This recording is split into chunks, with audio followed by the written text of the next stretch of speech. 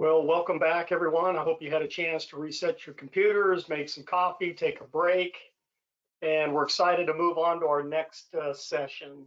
This is going to be how are you supposed to plan your life and work your plan in 2021?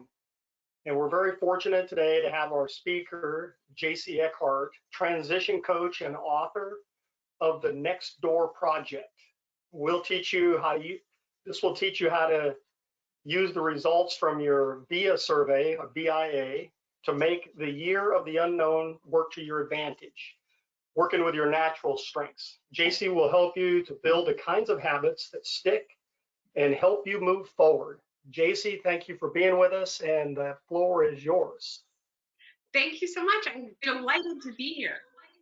All right, so this time last year, it was supposed to be 2020, the year of our perfect 2020 vision, right? We were supposed to have a year of joy, rapture, tons of homecomings, no deployments, and weight loss, effortless weight loss. I personally was supposed to lose so much weight during 2020, I was going to be able to hang from my own rear view mirror like a pair of fuzzy dice. This clearly did not work out for me. Instead, this turned out to be the year of pie because, you know, pie makes people happy. And pretty much a pie came out of my oven every single day of 2020. Don't tell my mother that. Anyway, everything else became an unknown for me, you, everybody. 2020 became the year that you could not plan anything, the year you could not expect anything, the year you could not know anything for sure.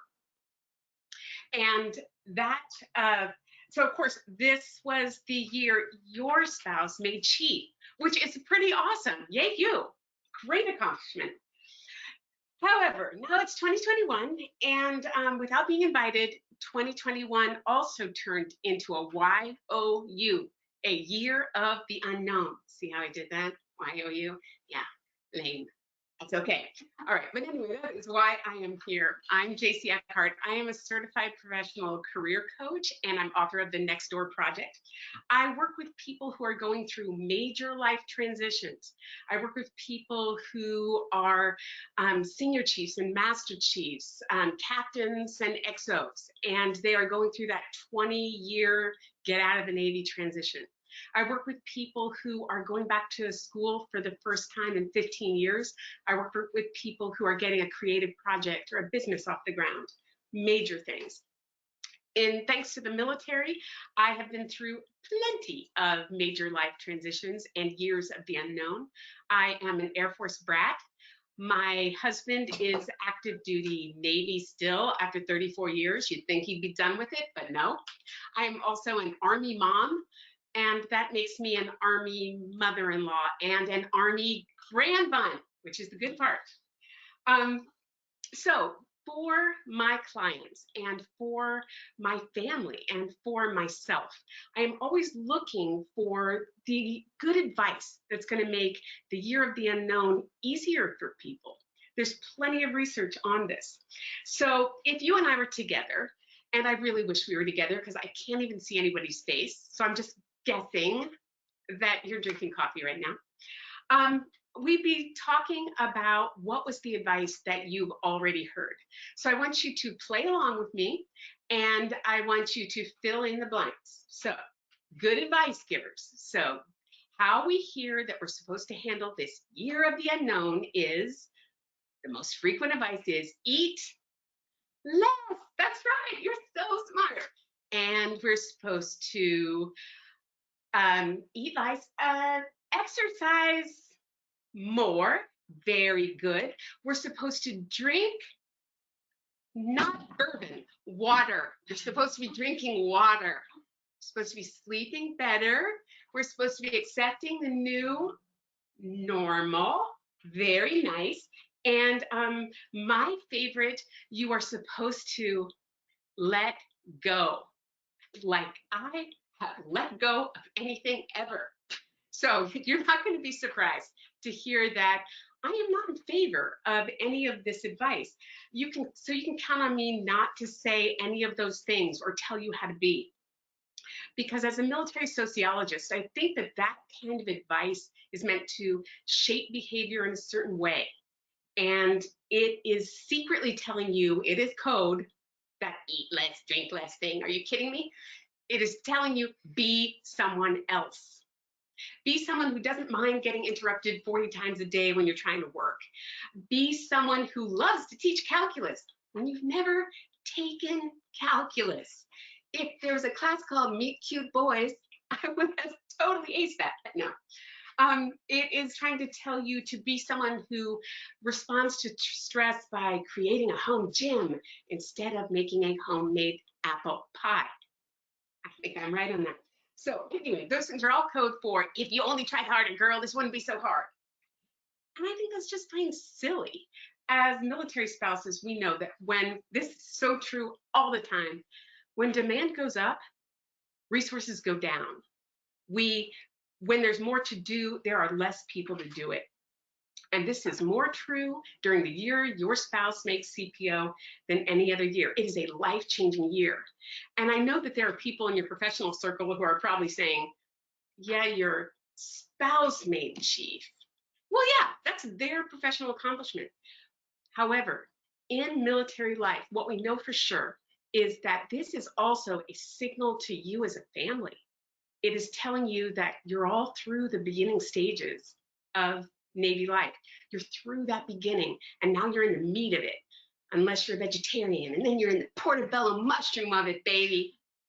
All right. So what you know for sure, that while the whole rest of the world is going crazy, and they are dealing with the epidemic, and they are dealing with insurrectionists, and they are dealing with attack squirrels, and my favorite, meth alligators. Oh man, I totally want my own meth alligator. While they're all dealing with confusion, you guys know one thing is sure. One thing is absolutely sure. We're going to spend the next 10 years with the NAVY.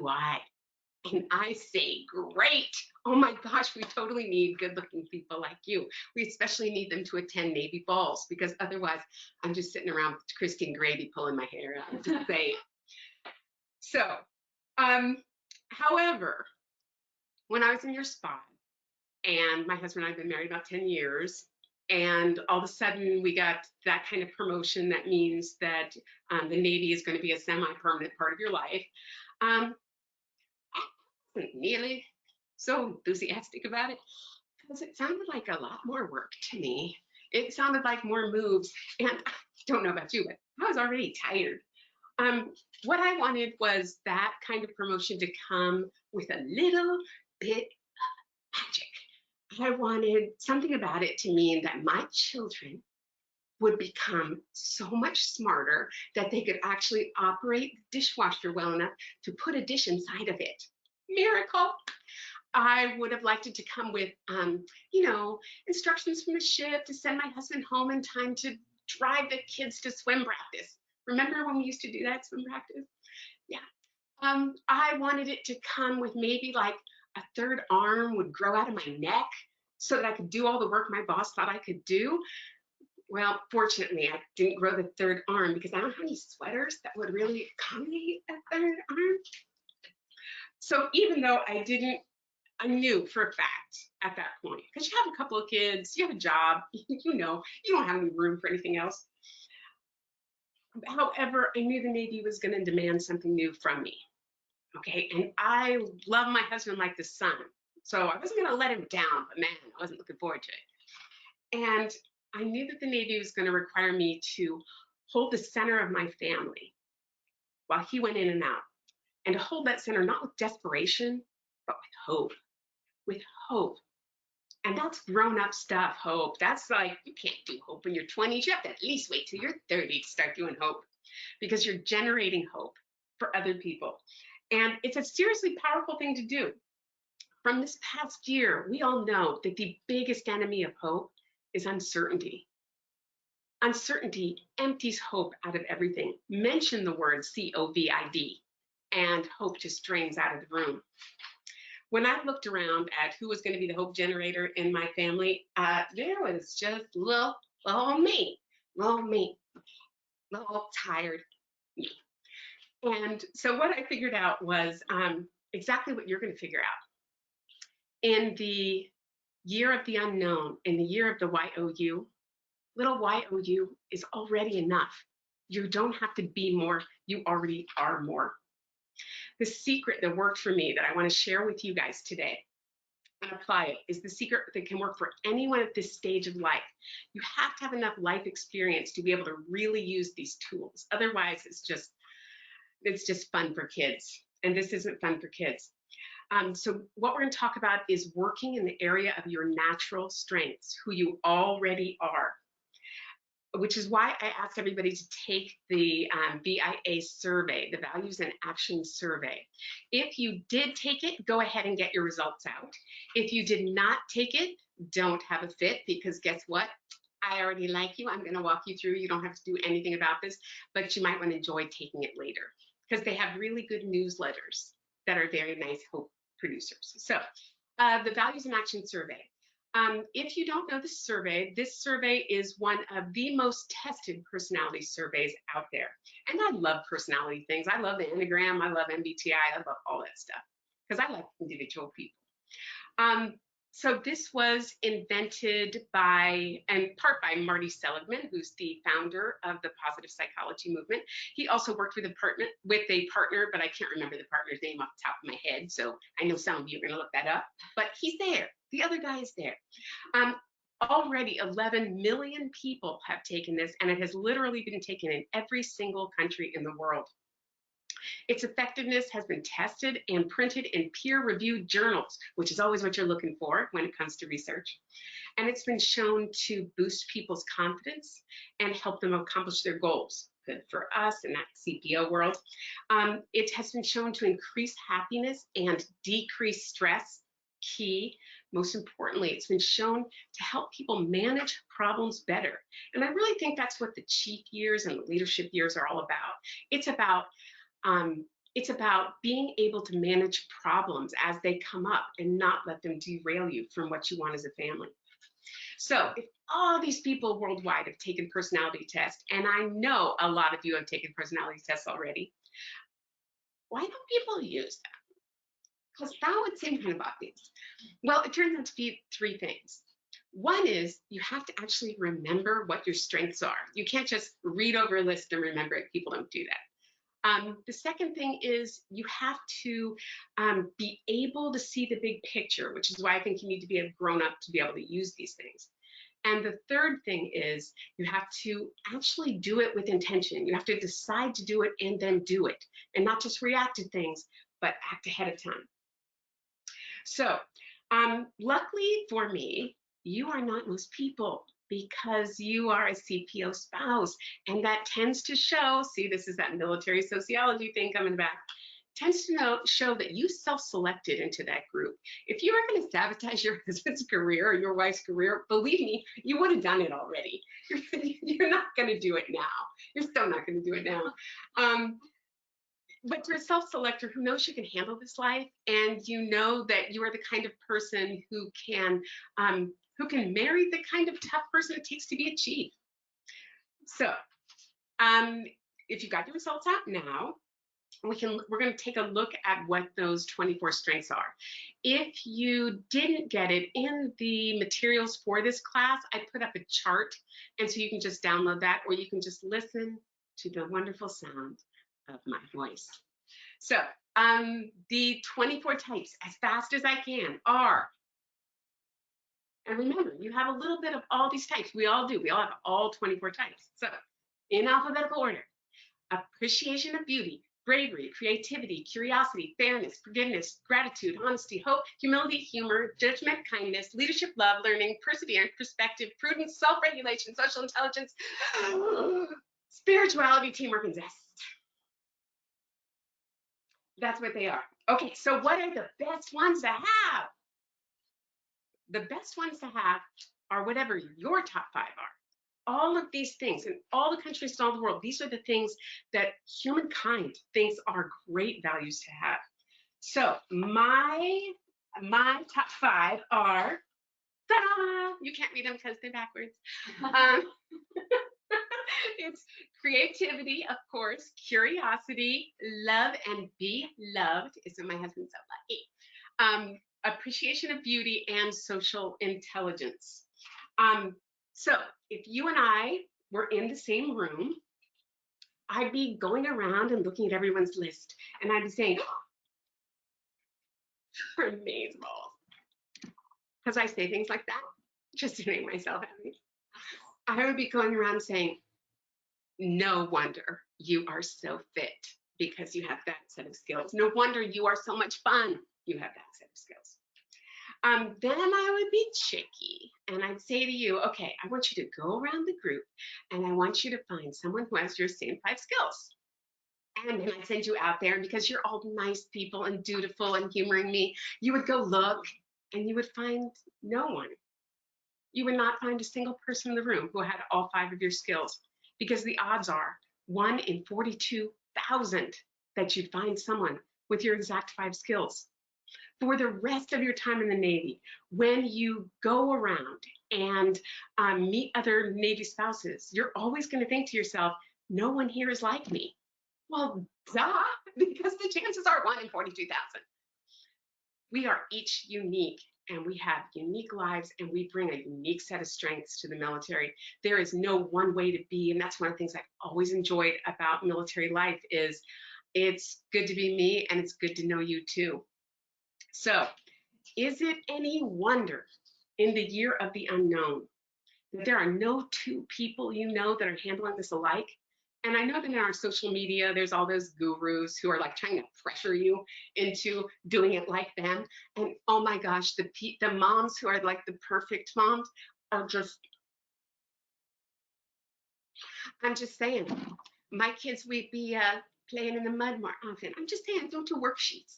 So this year, what I'd like you to do is I'd like you to take on this major life challenge and use your spouse's change of life to be permission in your life. Enough is enough. You're grown now. You can stop being like other people and realize that the Navy, we really just want you to be like you. We really just want you to be like you. So the goal of the YOU is not to beat out all those social media influencers. The goal for a leadership spouse is to generate hope for yourself and your family. Generate hope for yourself and your family by using your natural strengths to face down the problems that are part of living in such a difficult, historic, fabulous time, right? This is the time that your kids are going to remember. So I'd like you to get out a piece of paper, and I want you to write down your top 5 strengths. No, I'm serious. Like, get a pencil. Seriously, write it down. Take a moment. We're going to write down whatever your top 5 are. And if you didn't do the thing, go ahead and write down any top 5 strengths you have, because, you know, you're cute like that. All right. I've got my daughter writing. Okay. Are we good? All right. So I have my little card, and in fact, I have little cards like this all over the place. I use them as, I've got them thrown into books as bookmarks. I have one that is really super dirty that is stuck under my car seat because what would take time to like bend over and dig it out, so I don't do that.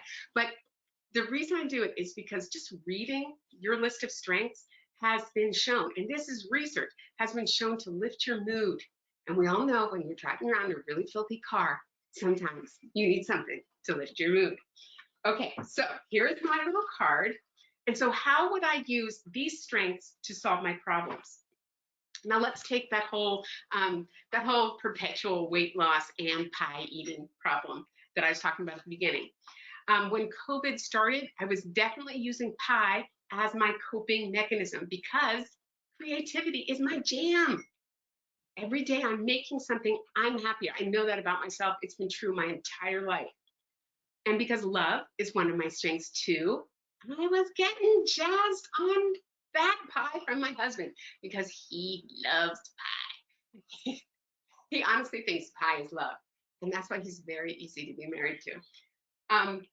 He would eat the pie for breakfast. He would go to work happy, and his boss has still not written me a thank you note for all that pie, which got that whole department. But that's okay. He can thank me later.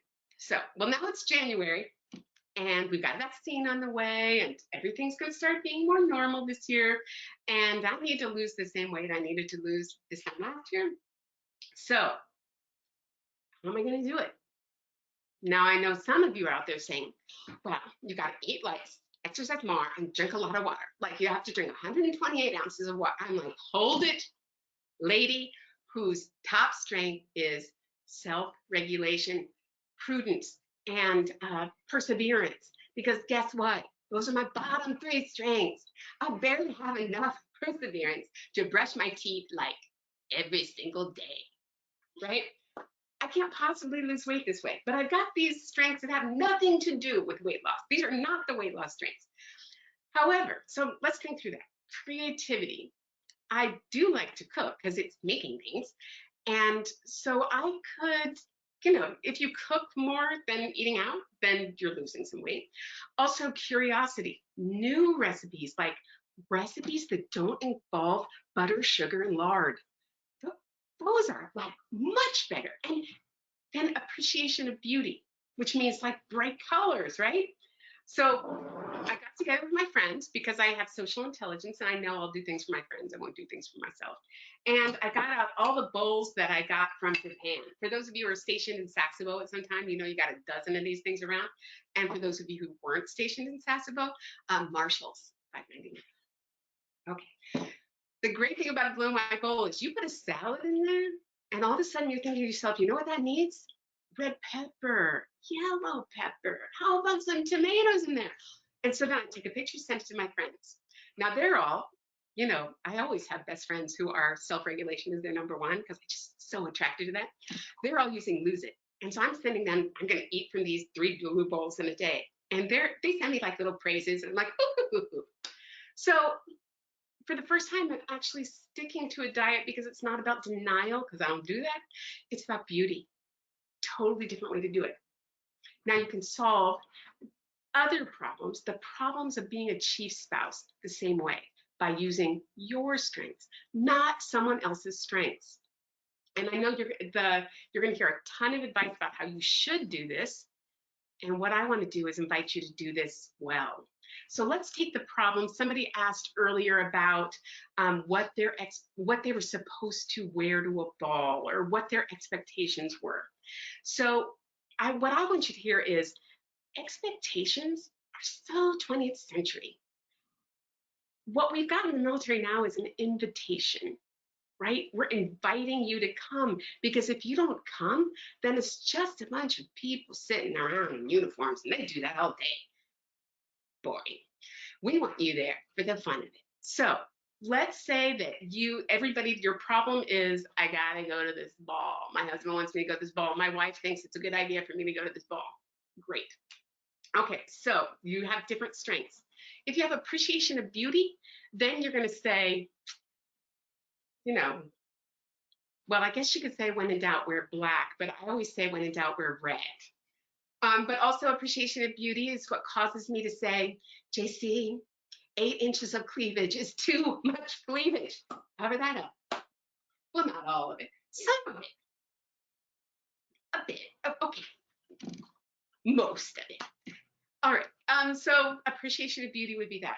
If bravery is your strength, then in that moment, you're going to remind yourself, bravery is always acting, doing the thing that you're afraid to do. And so if you are afraid to face that crowd, remind yourself that this is everyday bravery and people need you to be there.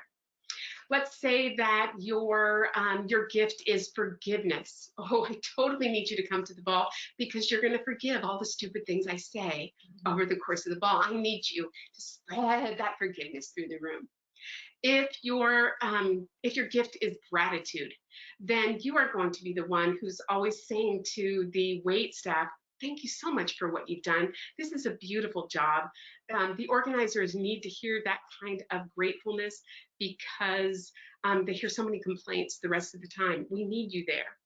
If your thing is humor, please sit at my table because I totally love to laugh. And, you know, that's usually why I go out and join the smokers because there's a lot more laughing going on out there. If your gig is perseverance, then you are going to dance to the end. Stay through all the line dances, stay through the end. I need you there supervising.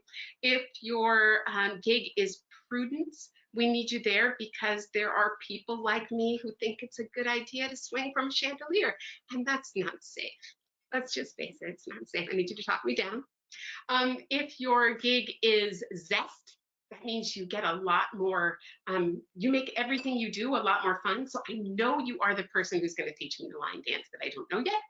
And if your thing is teamwork, your command really needs you to be there because being part of the team is so important to the group. We need some people that just want to be there and hold up their end of the gig. And finally, if your gig is spirituality, we need you to pray for us all. Pray for us all because we totally need it. Every time you run into a problem in your CPO life, or you run into a situation that gives you that feeling of anxiety or causes you to doubt, look at your list of strengths. Remember, we don't expect you to bring everything to the table. We just hope and we pray that you bring your best self to the table. And that's what's represented right there. Every time I do that kind of thing for myself, because believe me, in this stilted world, I have often felt like I was not the person they were hoping my husband had married. But every time I do this for myself, I feel a lot more hopeful. I feel a lot more unworried about the year to come. I feel a lot happier. Every time I see one of my clients do it or one of my friends do it, I totally get the chills because seeing someone take up their strengths with purpose, that is the most incredible, powerful, grown-up thing people do. And at a time of crisis, when you see someone come through with their strengths to help Navy families in trouble, gotta love it. Gotta love that. That's them at their best self. It's unforgettable. The worst sin I see in my practice is when I see my clients especially dismiss their strengths as this, oh, other people have fun strengths and mine are just boring. No, no. All those guys, they think that they're above average in the same way. And that's why I end up taking a lot of Excedrin migraine on the job. But they are totally necessary and unique. So during the YOU this year, and throughout the rest of your spouse's time in the Navy, you would have to focus on what is happening or why it's happening or anything like that. I want you to focus on how you and you alone want to meet this challenge. You don't have to, it's an invitation. How do you want to handle it? Because our community counts on the experience of our chiefs. You know we do. We count on it. We rest the Navy on their backs, and we count on the hope that their families generate. And remember, even when it doesn't look like anybody's welcoming you, remember, most of the people in the Navy, they really are like me, and we want you to be there. So all of you, if you want to get in touch with me, you can always, always, always reach out to me on LinkedIn. My name is Jacey Eckhart, just like it's going to be on LinkedIn. And I'm always happy to talk through that. If you are looking for coaching hours, free coaching hours for yourself or your spouse, I'm available through Veterati. That's totally free mentoring. You can go through them. I also want you to know that I have 10 copies of my book, The Next Door Project. If you're going through a major life change, if you would like to receive a free copy, the first 10 people who email me with your top 5 strengths, because I totally want to know your top 5 strengths, I will send you a free copy of the book. And if you've got your pen out, you'll be ready to write down my email address. You can reach me now and always at jacey87@mac.com. So jacey87@mac.com. So I hope I have answered all of your questions. Mick Pond, do you have anything else you want to ask me? Like for a pie recipe? No? Oh, I can't hear you. Okay, I think we've got some mute, unmute stuff going on here, but I wanted to thank you for your time, Jacey. I was gonna get up and take a quick break, and then you started talking, and I felt like, oh, I need to stay and listen to this. So that was awesome. Thank you very much. We appreciate it. And I'm sure the Navy League will be in touch with you again, because we would certainly like to have a relationship with you with a lot of the work that we do. But what I'm going to do now for everyone, we're going to take a break until 12:10. We know you are at home and you have things going on, and so this is working out perfectly that we're wrapping up just a little early so that you can take care of what you need to take care of, and then we'll be back online here at 12:10. So thank you again, everyone.